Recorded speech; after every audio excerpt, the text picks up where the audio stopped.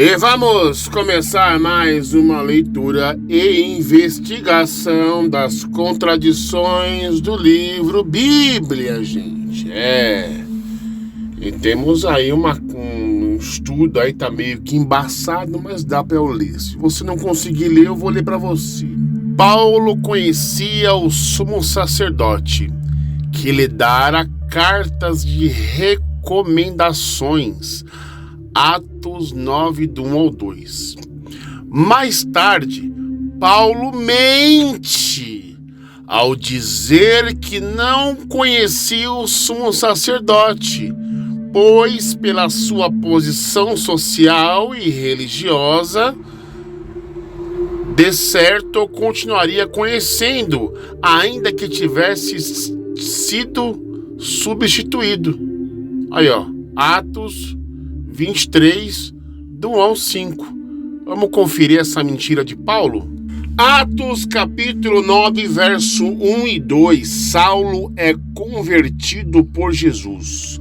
Está lá em Atos capítulo 22, verso 1 ao 11 e Atos capítulo 26, o 9 ao 18. Diz o seguinte: entre mentes, Saulo ainda respirava ameaças de morte contra os discípulos do Senhor. Dirigindo-se ao sumo sacerdote, pediu-lhe cartas para as sinagogas de Damasco, de maneira que, eventualmente, encontrando ali homens ou mulheres que pertencessem ao caminho, estivesse autorizado a conduzir os presos já a Jerusalém. Agora vamos para a mentira de Paulo. Livro de Atos, capítulo 23. Paulo tumultua o sinédrio. Paulo, olhando atentamente para o sinédrio, declarou: caros compatriotas, até o dia de hoje tenho cumprido meu dever perante Deus com toda a boa consciência. Entretanto, o sumo sacerdote Ananias deu ordem aos que estavam mais próximos de Paulo para que lhe esbofeteassem na boca. Diante disso, Paulo lhe afirmou: Deus te ferirá, parede caiada, pois tu estás aí sentado para julgar-me segundo a lei, e contra a lei mandas que eu seja agredido? Os que estavam ao redor exclamaram: como ousas insultar o sumo sacerdote de Deus? Rapaz do céu! Então Paulo replicou: eu não sabia, irmãos, que este homem é o sumo sacerdote. Afinal está escrito: não falarás mal de uma autoridade do teu povo. Rapaz! Então deu para notar que Paulo mentiu, né? Ao dizer que não conhecia o sumo sacerdote. Acabamos de ler aqui os dois textos aqui referentes. Vamos lá para o próximo. Paulo escreveu que a morte reinou desde Adão a Moshe. Adão até Moshe. Romanos 5,14. Depois, porém, escreveu que a morte existirá, reinando até ser destruída como o último inimigo da humanidade, no fim dos tempos. 1 Coríntios 15, 26. Então, o que acontece na visão de Paulo, quando a sua conversão, os homens que estavam com ele ouviram vozes, Atos 9:7. Mas, relatando o mesmo episódio mais tarde, Paulo se contradiz, afirmando que os homens não ouviram a voz que lhe falara. Atos 22:9. Vamos ver esses textos aqui. Romanos 5,14. Romanos capítulo 5, verso 14. No entanto, a morte reinou desde a época de Adão até os dias de Moisés, mesmo sobre aqueles que não cometeram pecado semelhante à desobediência de Adão, o qual era uma prefiguração daquele que haveria de vir. 1 Coríntios capítulo 15, verso 26. E o último inimigo que será destruído é a morte. Então temos aqui o quê? Uma contradição de Paulo. Agora vamos pegar aquela passagem onde Paulo fala que as pessoas ouviram vozes, né? Aqui no caso de Atos 9:7 com Atos 22:9. Vamos conferir esse texto aí. Livro de Atos, capítulo 9, verso 7. Os homens que acompanhavam Saulo na viagem caíram emudecidos, podiam ouvir a voz, mas a ninguém viam. Atos capítulo 22, verso 9. E aqueles homens que me acompanhavam também viram o brilho da luz, mas não compreenderam a voz daquele que falava comigo. Vocês observaram aí como Paulo se contradiz? Eu tô te avisando. Dá para confiar em Paulo, gente? Ele diz uma coisa e depois diz outra? Não dá, né, gente? Vamos para a próxima aqui. A Torá nos assegura que morreram 24 mil hebreus desobedientes no pecado da prostituição. Números 25:9. Mas Paulo, que não estava lá, contradizendo a Torá, diz que foram 23 mil. 1 Coríntios 10:8. E continuando aqui, diz o seguinte o texto. Embora Judas, que era um dos 12, Lucas 22:47, já tivesse morrido antes da morte de Jesus, Mateus 27:3-5, Paulo diz que Jesus, ao ressuscitar, apareceu a ele e demais apóstolos, os 12, está lá em 1 Coríntios 15:5. Interessante, gente.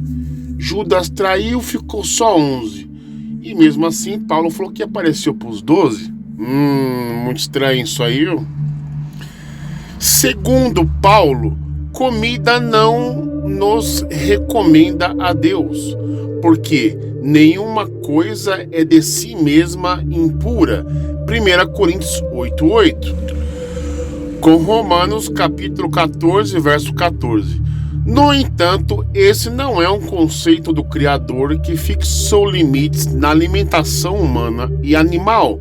Gênesis 1:29-30. Na Torá, a alimentação é fator decisivo para a nossa santificação, em Levítico 11, do 1 ao 47, e capítulo 20, 22-26.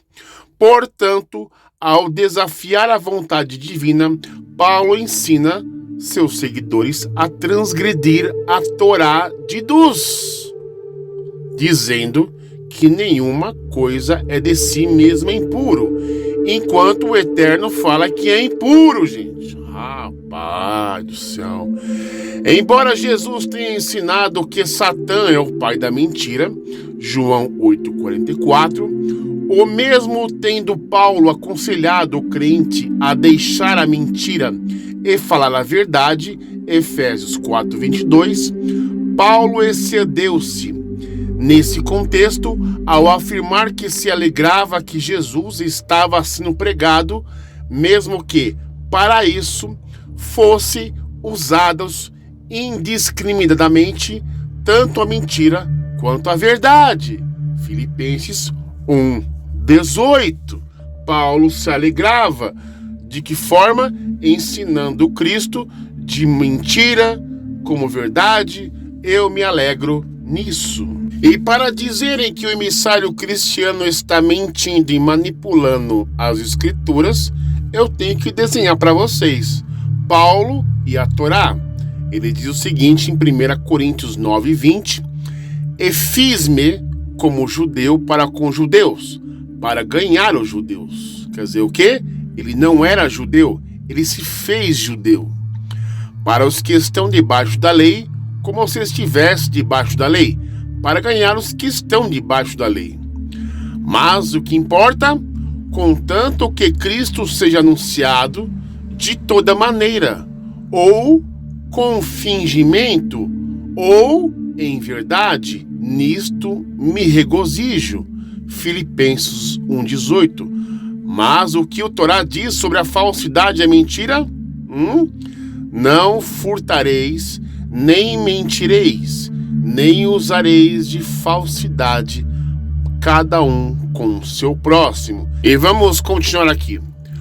Uma das mais contraditórias miscelâneas teológicas de Paulo diz respeito a quem se destinam as promessas divinas feitas a Abraão, né? E Paulo afirma que as promessas foram feitas a Abraão e ao seu descendente.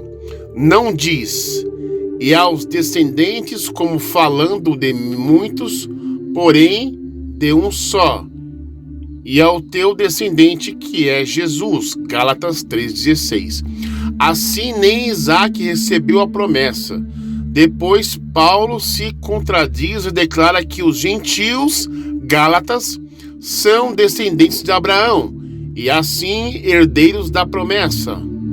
Porque, como Isaque seria filho da promessa, Gálatas 3,29, posteriormente disse que ele mesmo era da descendência de Abraão, juntamente com os demais hebreus, 2 Coríntios 11:22.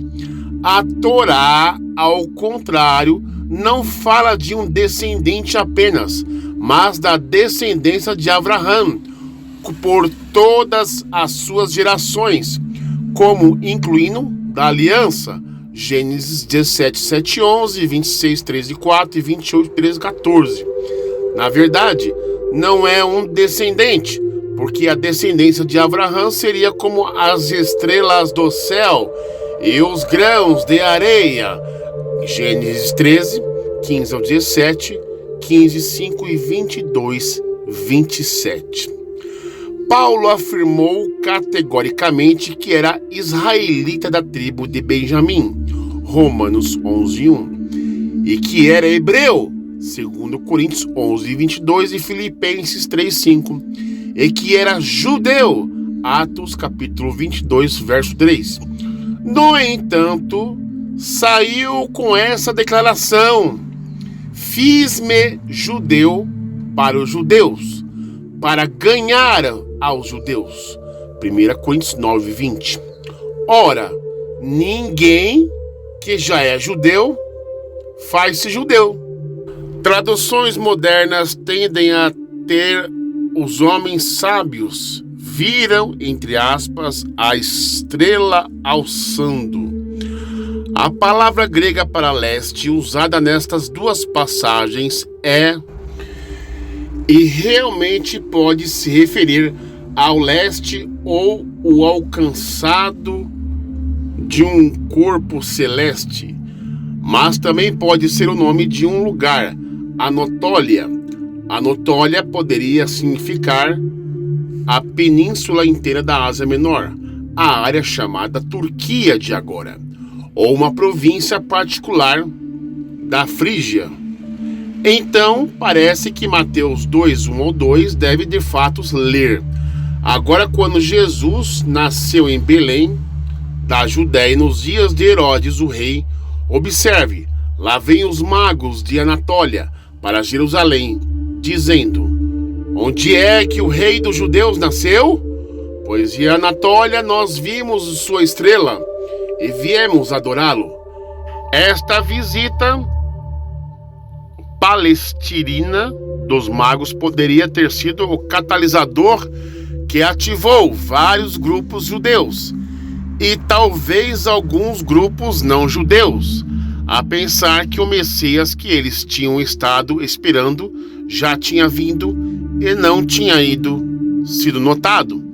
Para que isso não pareça muito forçado, deveria ser notado que até mesmo em nossa própria época, sofisticada notícia da segunda vinda de Cristo não de ocorrência regular, Não é irracional supor em que em algum lugar agora mesmo exista algum pequeno culto que acredita que Jesus já voltou da terra, né? Então, baseado nessa parte 6 aí que nós acompanhamos agora, né, deu para se notar categoricamente que Paulo é o cara mais 171 que existe na Bíblia, gente. É um mentiroso. Foi provado, foi esfregado na cara, né? Paulo mentindo na maior cara de pau. E ainda você confia nas cartas de Paulo, né? Toma vergonha na cara, cristão.